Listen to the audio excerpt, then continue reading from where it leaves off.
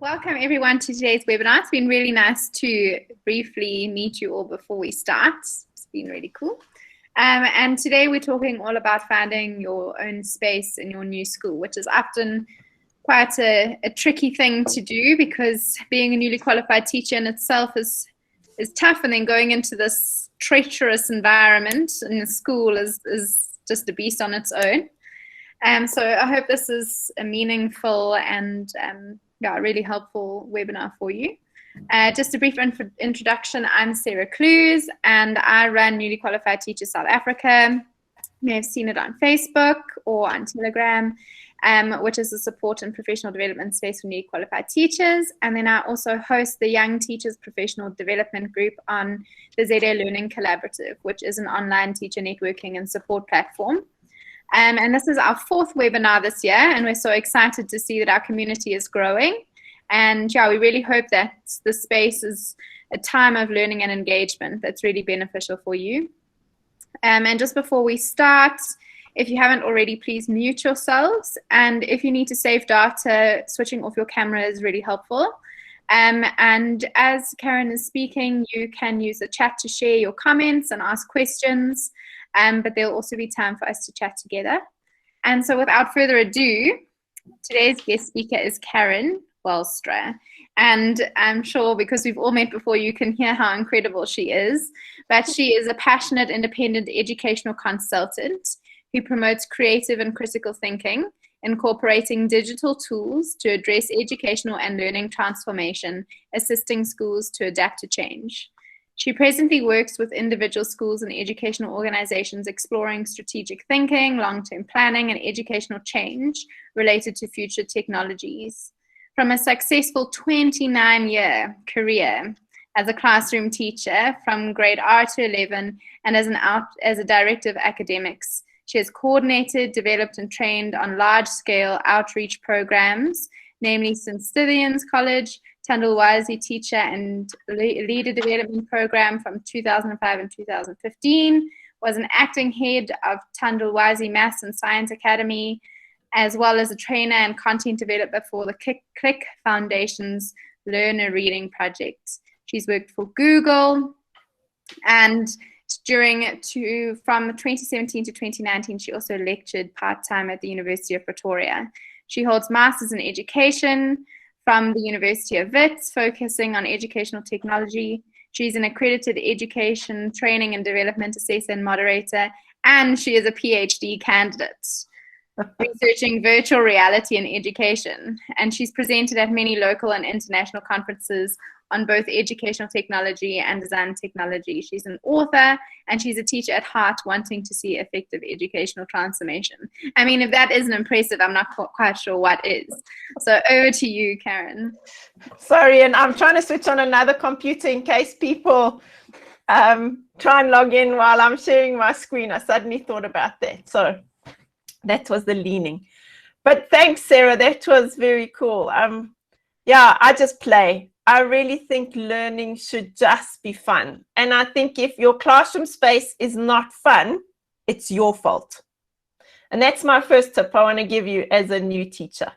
You decide how you engage with your students and you set the tone. I heard one of you saying it depends on how the children are engaging with you. How do you engage with them? How do you treat them? And also impact that hugely. So this afternoon, I'm going to give you some ideas. I would love you to engage as well and to participate. So I'm going to share my screen, and hopefully the internet's going to be kind this afternoon with the storm happening outside.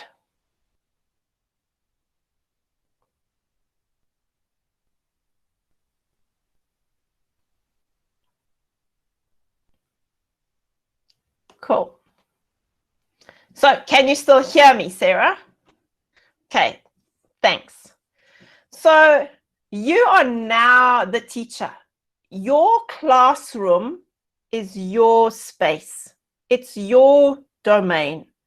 And you can make it a really happy, fun space, or you can change the tone. So I'm going to open up a Jamboard. I've actually put the link in the chat and I forgot to share it. Okay, so let me just go back into the chat and put the link here. I would love for you to click on the link in the chat, please. So click on the link in the chat, and we're going to have opened up a Jamboard. So I'm now going to open the Jamboard so you can see it. The way Jamboards work is that if you've never used it before, you can use a pen and write. So there are pens over here that you can grab and use. On the left-hand side, there's an eraser underneath that. The easiest is actually the sticky notes, which is the fourth one down. If you click on a sticky note, it opens a note and you can just type your message in. You can add pictures, you can add shapes and text boxes and so forth. What I'd like you to do today is to describe yourself as a teacher. So grab a sticky note, pull it in, and tell us, how do you see yourself as a teacher? And there are no wrong answers, by the way. A rock star. I love that. So maybe you want to elaborate more on what a rock star is. So when you pop in the sticky note, they all end up in the top space. Move yourself around. You can change the color. You can add to it and edit it. But describe yourself. So how do you see yourself? So rock star is cool. What about everybody else? I see about 6 of us are in the Jamboard. Leading change and challenging norms. I like that. Fun, welcoming, and friendly teacher. Fun, vulnerable, and honest. That's really interesting. Caring and energetic. Very nice. Other ideas? So thanks everyone for sharing. So thinking of yourself as a teacher is really important because it actually impacts every single facet of your life, everything. So the way you engage for the rest of your life with society, you are seen as a teacher. So anything you do is portrayed. If you're a kind of teacher who goes on parties and get drunk, the community will know about it. If you are walking in the street and you're wearing clothes that are not appropriate, the community will know about it. You are a role model for all those children that you teach. Everything that you do is influenced by how you behave. And whether we like it or not, as teachers, the students look up to us. And so how are you engaging so that your students will really respect you, and therefore the image you give out is what you want the community to think of you. And that's really important. So we're going to look at a few things. We're going to look at the practicalities of teaching and being in the classroom as a first step. First of all, when you arrive at your new school, I want you to think about your teachers you've had. Can you think about your least favorite teacher? And can I ask you to put into the chat, what was the feature or the thing about that teacher that really upset you? Can I ask you to put those into the chat, please? So what were the things about the teacher that really upset you? And why do we remember these teachers? Why do they have such an impact on our lives? Insulting learners in front of the class, yes, that's dreadful. What are the other kinds of things? What are the things that you remember about the teacher that was your least favorite? Were you afraid of them? Were they nasty? What were the kinds of things? Extremely strict, screamed all the time and was unapproachable. Those are nice comments. Thank you. Thanks, David. I'll give you a couple more minutes to think about it.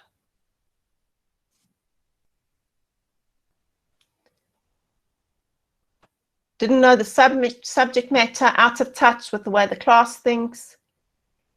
They had unachievable expectations, yes. So making assumptions. Now I want you to think of your most favorite teacher, the person that you remember from school that you just loved. You would do anything for this person. What was that teacher? What were the characteristics of that person? Why did you like them so much? Ah, thanks, Miss Watson.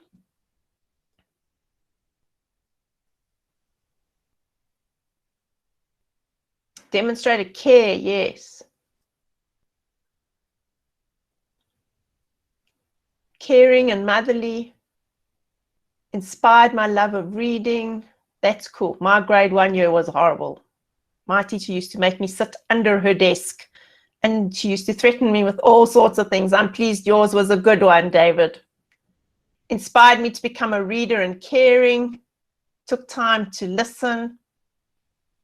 So now I want you to think about yourself.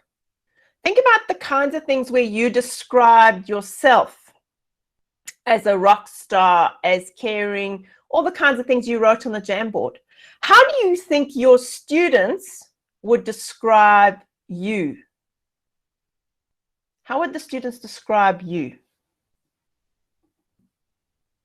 And if you have to think of these two contrasts that you've been thinking about, how could you become the teacher like your favorite teacher? What are the kinds of things that you could mimic from that person? What are the kinds of things that you could mimic? Took time to listen. Yeah, I think that's very important. So thanks for sharing. But I want you to keep that in the back of your mind. How are the children seeing you? And remember that as you move forward in all the teaching that you're doing, that you control it. So in your classroom, you've got the power. You've got the power in terms of how you engage with your students, how you interact with them, and whether you're going to become a favorite or a least favorite in the students' lives, how you interact. So even when you're having a bad day, how that might influence your little souls that you're engaged with, or the big souls that you're engaged with. And so as teachers, we really have this incredible power that we don't always think about. Little children who, before they go to school, might say to their mothers what clothes they're going to wear or what they're going to eat. Put them in school for a month or two, and those little children will be saying, but my teacher said. And so therefore, as the but my teacher said person, how are you impacting that change? So let's explore this a little bit further. We're now talking about going into a new school. You've arrived at a new school and you're a new teacher. First of all, be well prepared. Do all your planning, have your prep on hand. When you go into your lessons, make sure that you're really well prepared in what you are doing. Don't be afraid to ask questions and find things out about school, even if it makes some of the staff uncomfortable. Just make it that you are taking ownership of your space that you are in. Then find yourself a mentor on the staff. If you're now going into a space where you're going to perhaps be there for a few years, find someone who can be a friend who you can go and talk to, but find people, gravitate to the people who are positive. Staff rooms are really funny places where you have the grouchy corner who can never see anything positive and sit and moan about their children, or you have the side that just talk about the children and engage and talk about other things. Find yourself a positive person on the staff who you can relate to, engage with. Then, as a new person on the staff, be helpful. Be willing to assist other people around the school, at functions, arrive early, leave late, help tidying up. So be the kind of person at school who really gets involved and really is helpful in terms of all sorts of different ways. In this way, you get to know the school culture. People know you're committed to your job. There are all sorts of other positives. If something happens in your life that perhaps you need time off or things happen, if you're the person that's got involved and is looking at the positive, that kind of has a lot of impact for you from that point of view. Then don't be afraid to ask questions. Ask questions from everybody within the school until you find the answers that you want. So be prepared to ask questions and learn about the school. Learn about the school history, where it comes from, all those kinds of things. Be inquisitive and curious about the school that you're at. Then, in terms of your classroom, develop your own classroom management procedure. Decide how you're going to engage with your learners. Decide on your strategies in terms of getting their attention, of pulling them back when they're not engaging, of perhaps taking them outside to let them run around outside to get rid of some energy and then bringing them back in. You don't have to do what everybody else is doing around you. Just stick to the parameters that the school dictates. So if there's social distancing and there's a way to walk on the corridors, then get your students to do that. But when you get to the field, you can get them spread out and doing a range of different things. So think about how you would want to be treated in a classroom, how you would have wanted your teachers to have managed your rowdy groups or your difficult groups. What were the kinds of things you used to think about when you were at school, when there were different difficult classroom situations, and apply those within your space in your own classroom. Think of things that happened when you were at school that you could use either as things that you don't want to do or things that perhaps you do want to copy. So pull on your own knowledge and trust yourself from that point of view.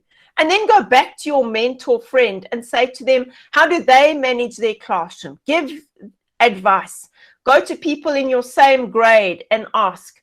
You don't have, it's not necessarily from a moaning point of view, but just say to them, what do they do when children have finished their work? Do they have a corner where there are perhaps games and things that children can go and play?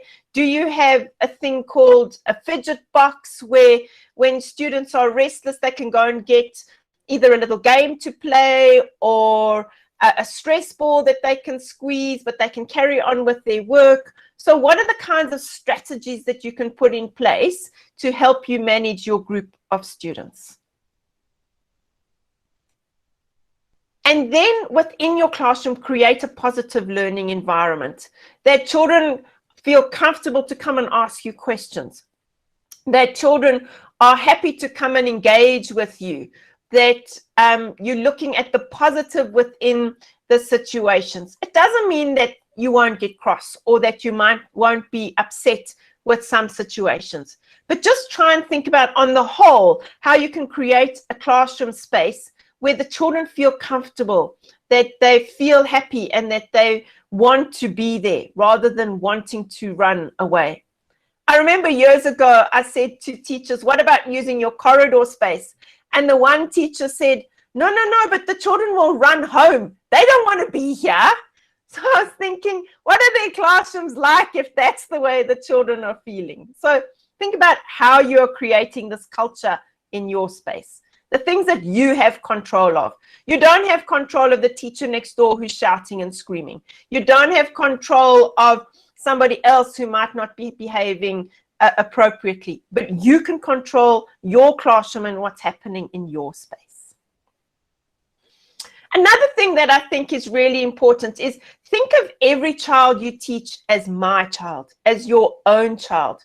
The minute your frame of mind changes to that this is my little soul in my care right now, how can I help them? It becomes very different to saying, oh, you know, those naughty children, or that bunch, or that group.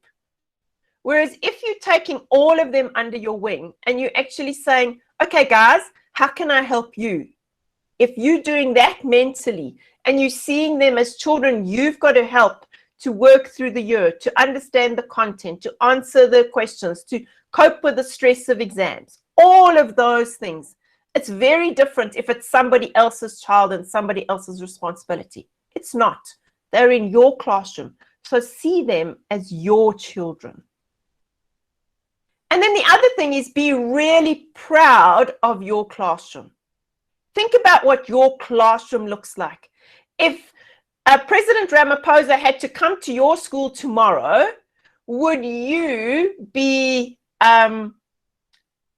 proud enough to say, come into my classroom and have a look at what I've done. Come and look at the exciting things that my children are learning. Look at my creative station or nature table or environmental space where the children can engage. Look how we've got a vegetable garden growing on our window box. What are the kinds of things? So how are you proud of your classroom?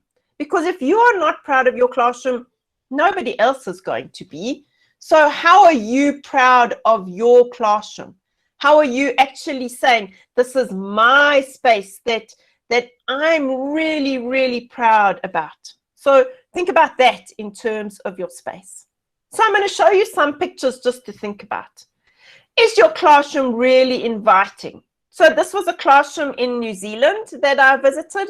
I loved the way they had lots of groups for the children to sit at. You'll see that their group work. She even had an old couch that children could go and sit and work at. The children sometimes lay on the carpet to work. They were allowed to go into all sorts of different spaces, which is very different to the way we often have our classrooms, where we have them all sitting in rows, or now with COVID, some of them even have the screens in front of them. And so think about, even with COVID, how can you make it feel inviting? How have you positioned your desks that children can at least make eye contact with each other, even if they spread apart? What are you doing to make it feel inviting? What about the stuff on the walls? We shouldn't be putting stuff on the walls that stays there for the whole year. That's not what classrooms are about. Classroom walls should be these incredible spaces where information keeps changing related to what's happening. So even for high school and intermediate and senior phase, things that you have in foundation phase classrooms, like weather charts and things, could be in all those kinds of classrooms. I know when I was teaching technology at a high school, we had a technology interactive board where students could find articles or pictures of new technologies that were developed, and they would come and put these up on the interactive board.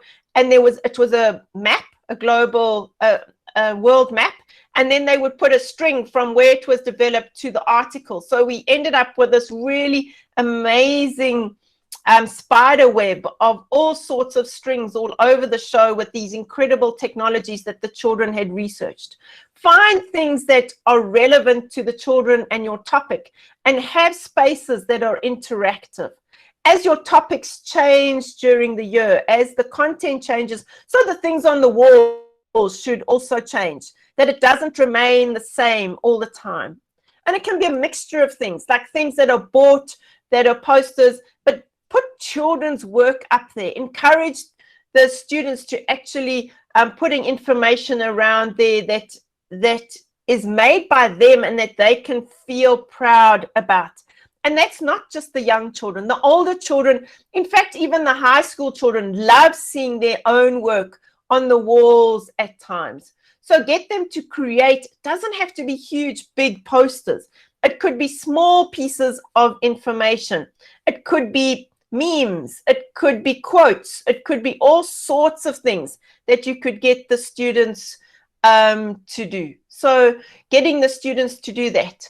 Loredana, yes, thank you. Encouraging children to bring things for a theme table for the week works fantastically. Yes, I agree with you. Nice idea. And then when you're looking at your learning spaces, what about spaces outside? So if you're at a school which is really crowded and the classroom's small, I remember the one year I had more than 45 learners in my classroom, and all the nice things were out the window. So what I did was I put my books for a library. I found a little trolley and I would wheel out the books in the morning, and all the games, and the children, when they had finished, instead of sitting on a carpet space to work, they could actually go onto the corridor and they could go and work. So what about finding spaces outside where you can actually engage with your students? And then when students are finished work, don't give them another worksheet to do. Don't make it extra work because you've worked well. Have a space where the students can actually go and sit and quietly talk, or could go and play a game, or could maybe listen to music. Think of different kinds of things that your students could do, extending them within the topic that you're doing. Perhaps there are discussion pictures around the topic. Perhaps there's some books that they could sit and go through. So think about how you could be engaging your students without saying, do more written work.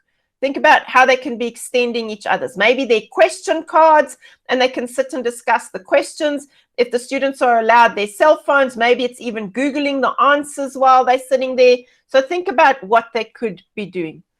But create spaces where they can be learning from different things. So this is another one of those classrooms in New Zealand. But look how the different students are lying on the floor, are engaging. Some of them are talking to the teachers. Some are working on their own. So how we actually use our space can be really fun and engaging. And we can really create an atmosphere within our classes that's exciting for the students to come to. Then what about our ceilings? We often have really boring ceilings in our classrooms.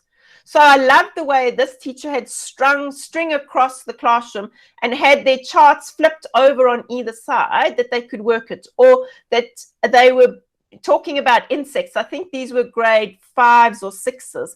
And here they had these insects made out of waste that she hung in the classroom. I remember my grade 5, standard 3, grade 5, standard 5. So what's standard 5? No, not grade 7. It was standard 3. So grade 5. Grade 5 teacher, he put the maps on the ceiling. So whenever we went into what was then geography, it wasn't part of social science, it was geography, we would sit back on our chairs and look up and look at all the different types of places that were on it. Think about how you can use your whole space in your classroom to really make it fun and different and engaging for your students. What about games that the students play on the floor, that you have games that you put out like a hopscotch or something, but it's actually on the floor of your classroom or in the corridor, and every time you could change it to be spelling, to be maths, to be grammar, to be analyzing a poem, but they're actually moving as they're working through it, that they're not just sitting in their spaces. So think about how you can be getting students to be involved with content, understanding it, developing depth of knowledge, but not just necessarily sitting in their chairs. And then from a management point of view, what are your classroom rules? And how did you come by those rules? If you debate your rules with your students and actually talk about the kinds of things that you want to happen in the classroom, even from littlies, they will give you rules like we've got to be quiet, we should put up our hands. But the minute you start getting them to do that, they buy in. And then if you make a space on your wall, like this teacher's done, where she's written out her rules, they've all then made their names like signatures and agreed to these rules. So think about how you can make the rules that you've come up with your classroom, get your students to buy in. When somebody doesn't abide by those rules, you can then refer them directly back to it. So you can call them and you can go and read it with them. You could quietly sit and chat with them, but it could really help with your classroom discipline from that point of view. So looking at practically how you can manage your students and getting buy-in in terms of that your room is used effectively. If you're a subject teacher and you've got lots of children coming in and out, you could have the same discussion with the same group over and over and over again. And then take the common rules that are together. And then once everybody the next lesson has agreed to those, you can put those on the wall and still get all of them to add their names or to sign an agreement. So whether you teach and it's all the lessons all day in the same room, or whether you have different ones, you could do a similar strategy. And then address the whole thing about no put down zone. So how everybody should respect each other, even if we look different, if we sound different, if we are different, that how do we respect each other? And get the students to recognize that we are different, and therefore it's good. And we need to understand that and not want to say nasty things about, oh, this child's got ginger hair, or that child's got freckles, or look how tall and skinny that person is. All of those kinds of things. Talk about how we only talk about nice things in our classroom. We only say kind things to each other. And the same way is how you treat them. So if you treat the learners in that way, they will see you and mimic that from you, rather than seeing a put down kind of space. Don't use sarcasm as a teacher. Little children don't understand it. Older children understand it and don't really like it. So rather be honest and have an honest discussion and say things are not appropriate than say sarcastic type things. But set up your classroom rules. So here's another kind of one in terms of rules, is what about giving children jobs and tasks so that they become part of the ownership of your classroom? So the one teacher called it her ministry. And so you became the minister of books if you were handing out books, or the minister of arts if you were handing out art equipment. Or otherwise, perhaps it's just a buddy group type thing where maybe children are put into groups and groups take control of different tasks during the week or during the term, however you want to decide it. But keep swapping the children. Be careful of favorites. Try and treat everybody the same, and give everybody a chance for a role so that they can all get involved. Edwina is saying the task really works for me. Yes, so thanks, Edwina, for sharing. That's really cool. So then in terms of your lesson prep, always be well prepared. Teaching is a real pleasure when you're well prepared. It really makes your life easier. It also means that when you've got to do things like assessments and reports and those kinds of things, you know that you've covered the work that needs to be taught. You know that your books are marked. You know that everybody's on track. So it's not easy being a teacher, but you can be the best teacher you can be when you're well prepared. Know what you're going to teach, whether it's refreshing your knowledge about the content. So somebody earlier said one of the teachers they really didn't like was the person who didn't know the information. So make sure that you know what you're going to be teaching. Make sure you understand it. Find some resources you can show your students. If you've got technology in your classroom, make sure that you've planned what video clips you're going to show them or what interactives you're going to work with, all those kinds of things. So know what you're going to teach. Then make sure you've got the resources and equipment on hand. If it's handouts, make sure they've been photocopied.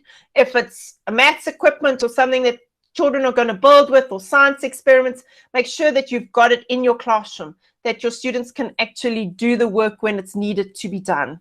So being well prepared really, really is important, because lesson time lost is never regained.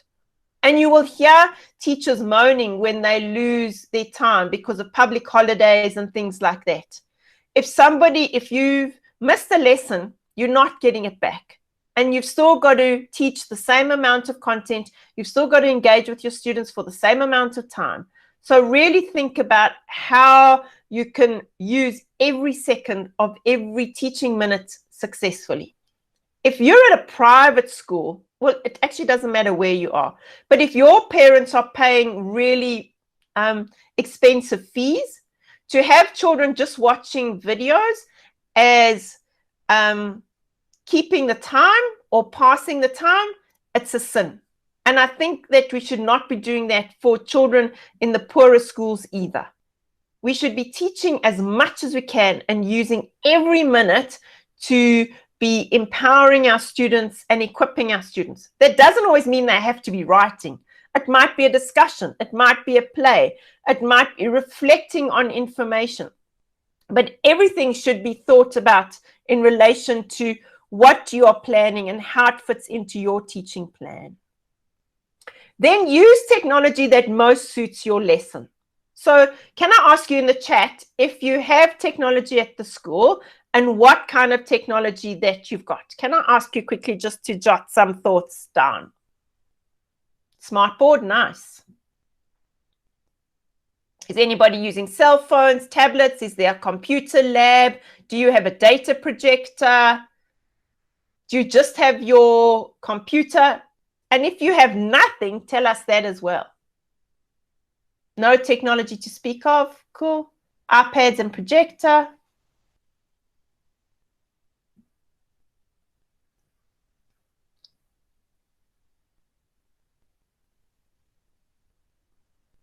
Projectors, nice. We have tablets once a week. Oh, nice. So even once a week is good. Make sure you book it, find the apps, use it. Developing stage, so no technology available. Okay.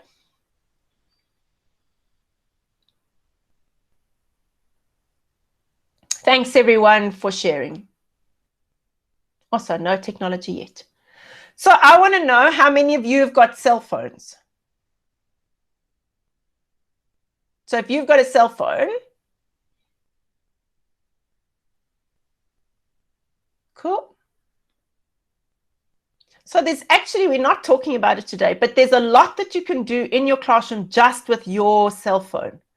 And there are even some response systems that you can use where your students are actually engaging with you, that you can see the response, and all you need is your cell phone and your data projector, and it turns it into a response system. The technology is called Plickers, Plickers. Fantastic tech. So interactive technology related to the topic being taught is always really, really useful. So there could be apps and websites. So for those of you in foundation phase, a really cool reading app that you could even get your parents to download is a thing called Read Along. And what Read Along does is there are little books that the children can open, but the child reads to the app. The app listens. So the artificial intelligence listens and then corrects the child and helps with their reading. So opposite to other reading apps, Read Along is fantastic, especially if you don't have, oh, thanks, Sarah, especially if you don't have a lot of resources at school. Read Along is really amazing. And then there are all sorts of other ones. And I said to Sarah, we could do another session on tech sometime. But another one is response systems. So like I said, getting feedback. So Plickers is a really cool one if you don't have a lot of technology in your school. You print the cardboard sheets. They've got sort of what's the word? QR code on it. And it's got an A, B, C, and D. Sorry, my voice has gone funny. It's got an A, B, C, and D. And the students can turn it, and whatever one is up then becomes the answer. And they can then answer the question that you're showing on your data projector. So it uses Bluetooth. It works really well. So have a look at Plickers if you want to get everybody engaged and using it. You can set it up so that each child gets their own same card every day. And there's a really nice dashboard where it'll actually keep a record for you to engage with your students. So for me, engagement and instant feedback are wins. So if your school starts getting technology, the auto marking things are just amazing in terms of knowing where your students are at. But engagement doesn't have to be technology. So think about things where you actually getting your children to participate, to do things, to move around. They don't have to be sitting and writing. So really think about that. Yes, Class Dojo is also fantastic for communicating. And some schools have even taken Class Dojo and put their own school values and things into Class Dojo and adapted it to create their own type of system. But what you want with technology is you want everybody involved. In a traditional classroom, one child or two children might put up their hands, or the children who feel comfortable will put up their hands. For me, the advantage of using technology is that everybody can be involved. And that's why I really love response type systems, where everybody can engage and you know where your students are at. So there are 2 or 3 little guys. They were discussing the answers before they submitted them from an engagement point of view. So let's now chat about, or let's quickly go into do you have any questions around what I was asking? Does anybody want to mute themselves around your classroom space, things like that, before we talk about how to cope within the staff room? Any questions? Anybody want to say anything? Okay, I'll move on and then we can chat just now. So my first tip to you is be friendly to all, even the grumpy people who don't want to talk to you. You can walk in the mornings when you walk into the staff room and say hello. Grab your cup of coffee and you can actually walk round to your seat, not take the shortest route, take the longest route, and actually just look people in the eye and say hello and smile, or just smile. Being friendly goes a really long way in terms of slowly getting people to understand you, to build confidence in you, to trust you, because you're now coming in as a stranger to a new school. So people have got to trust you just as much as you've got to trust them. So be friendly. Then be professional. Be professional in the way that you dress. Doesn't mean that your clothes have to be expensive and labeled and so forth. It's making sure that if you're teaching children that you're not wearing tiny mini skirts and then trying to sit on the floor with your foundation phase children, or you're teaching high school children and your blouse is popping off your shoulders, or how you are dressed is really important. So just be professional in the way that you are attired. Be neat, be tidy in terms of that. Doesn't have to be expensive. Then in your manner, how you greet people. So if you're not sure of the teacher's name, call them by the surname, Mrs. So-and-so. Good morning, Mrs. So-and-so. Good morning. And if they turn around to say to you, oh, call me Anne or call me Karen, that's fine. But if you're not sure of their first names, call them by their surnames. Ask the receptionist for a list of teachers' names and of class lists and where they are, and get that list so that if you're wanting to know where somebody is, you've got a list of who's in what classroom and where you can find them.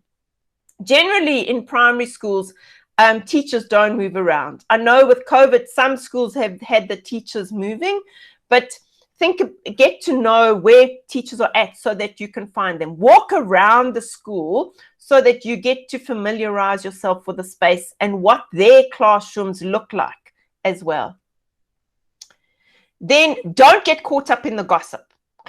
Staff rooms are horrible spaces for gossip and talking about, do you know what Mrs. So-and-so said about her children? Or have you heard what's happened there? Or try not to get involved with that. That's not important. What you're there for is to teach the students. If the conversation goes around how that a child's got a problem or something's wrong, listen, but maybe don't get caught up in the chatter. If it's coming from a negative point of view, maybe look at who is having the conversation, look at who you could go and speak to about it and talk about that same child in your classroom quietly outside of the staff room. But be very aware of getting caught up in the gossip, and be very aware of being caught up in the group of teachers who talk about the negative stuff.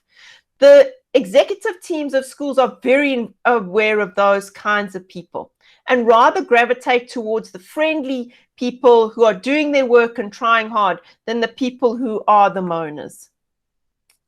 And then just suss out the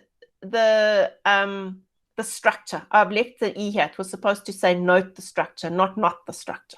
So how does the staff room work?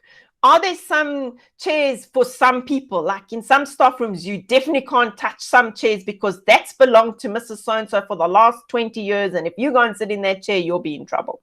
So suss out the situation. The same with the mugs. Mugs are often also these sacred things in the teacher's staff room. So don't just take any mug.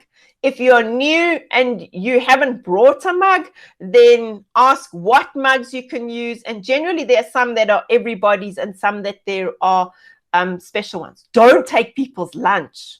Please don't take people's lunch. I mean, that's just not good in the first place. But don't go scratching in the fridge and decide, oh, I'm hungry or I'm thirsty. Oh, okay, I can help myself. Ask, find out. Don't just do it. And then get involved. Don't withdraw. Often new teachers withdraw and sit quietly and don't want to share. Listen to what's happening. And if there's conversation happening and you can contribute, do so. Invite people to come into your classroom and have a look and give you ideas. So if you've walked around the school and somebody's got an amazing classroom, befriend that person and say to them, come into my classroom. Have you got tips and ideas? If somebody is talking about managing children and you're liking what they're saying, go and have a quiet chat to them. So befriend people. It doesn't always have to be in the staff room, but quietly make friends so that you find people that you can gravitate with, people that you feel comfortable to sit and have tea with.